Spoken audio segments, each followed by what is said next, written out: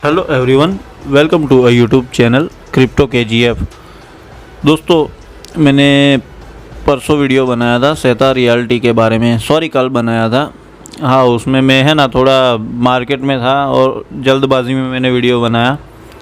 वो लॉन्च होने वाला था, अभी लॉन्च हो भी चुका है। ठीक है, वो एल बैंक के ऊपर रिलीज़ हो चुका है टोकन, और बहुत ही बढ़िया टोकन है। वो डिजिटल एसेट्स और फिज़िकल प्रॉपर्टी के बीच में जो एक ब्रिज बनाना चाहता है वो टोकन, तो ये उनकी बहुत ही बढ़िया एक उनका विचार है।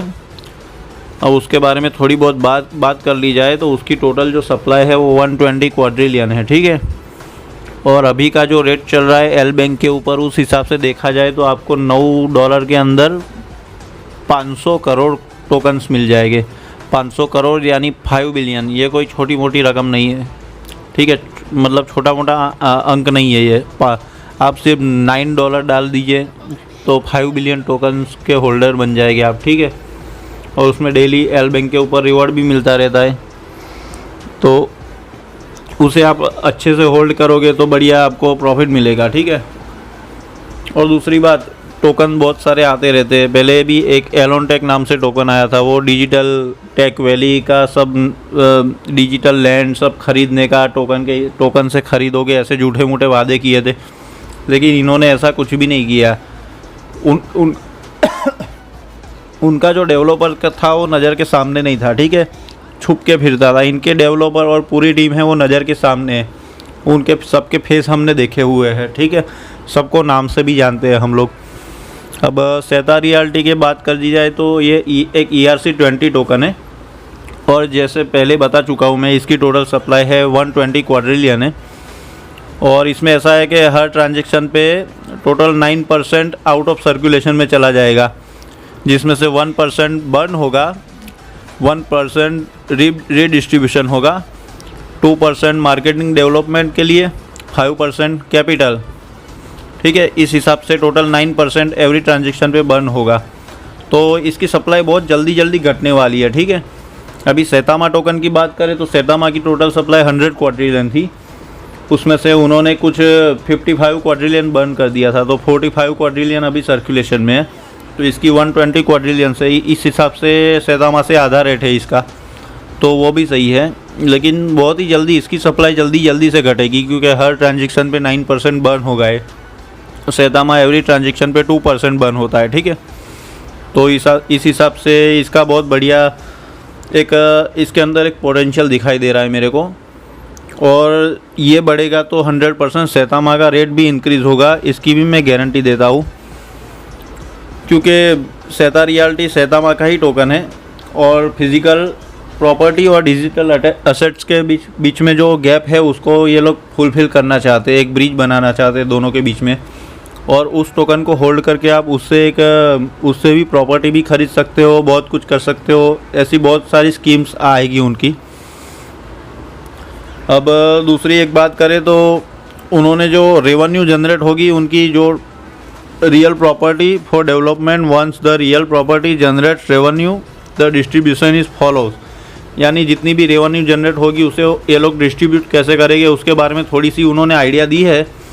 फिर भी आप अपने हिसाब से वेबसाइट पढ़ लेना, मैं उस पेज को यहाँ पे रख रहा हूँ और पढ़ भी रहा हूँ साथ में।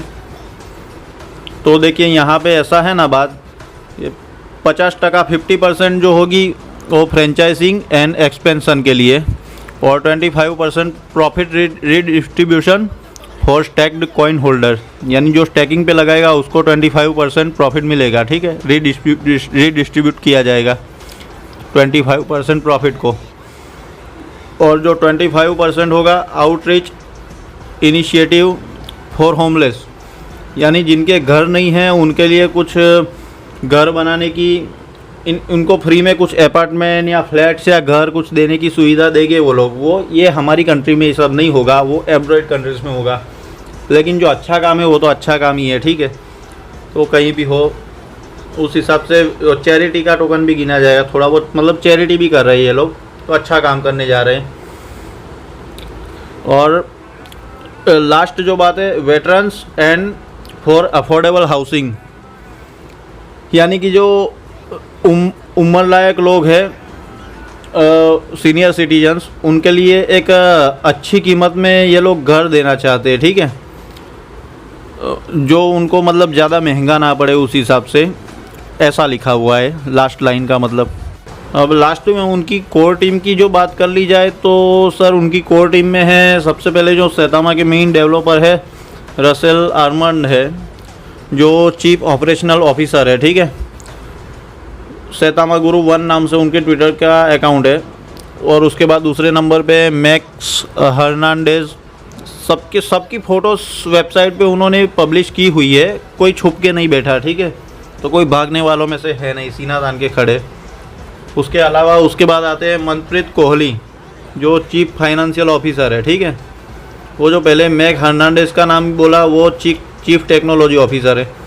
फिर एक Gabriel Klein, chief creative officer. फिर Alan Mansoor, chief marketing officer. नेम ट्रेम, चीफ बिजनेस ऑफिसर। फिर प्रोजेक्ट लीड्स की कैटेगरी में आते हैं रिया फोर्टेलिजा ऑपरेशंस। फिर कैट सेंटोस ऑपरेशंस में। मिस्टर ग्रेप्स मार्केटिंग में। फिर सैतामा हल्क मार्केटिंग में, ठीक है। ये सब पूरी टीम है, सबके चेहरे यार सामने हैं यार, और क्या चाहिए, इतना ट्रांसपेरेंसी तो और कोई टोकन नहीं देता है।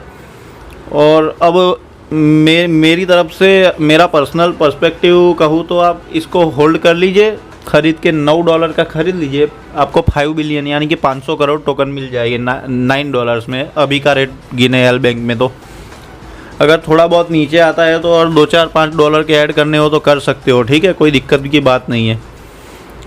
तो इसको आप 1 से 1.5 साल तक होल्ड कर लेना। और अगर सैतामा नहीं परचेस किया तो उसे भी बाय कर लो साथ में। ये भी आ गया, अब सैतामा भी बढ़ेगा क्योंकि सैतामा भी बहुत नीचे गिर चुका है और ये उससे भी आधे भाव में मिल रहा है।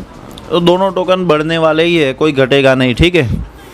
तो आप अच्छे से इन्वेस्ट करो, फालतू टोकन्स में मत पैसे वेस्ट करो, ऐसे टोकन्स को ख़रीदो जिसमें अच्छा ट्रांसपेरेंसी हो, सब कुछ अच्छा दिख रहा है, हमको समझ में आ रहा है, थोड़ा बहुत भी समझ में आना चाहिए। तो दोस्तों अगले वीडियो में मिलते हैं। जय हिंद।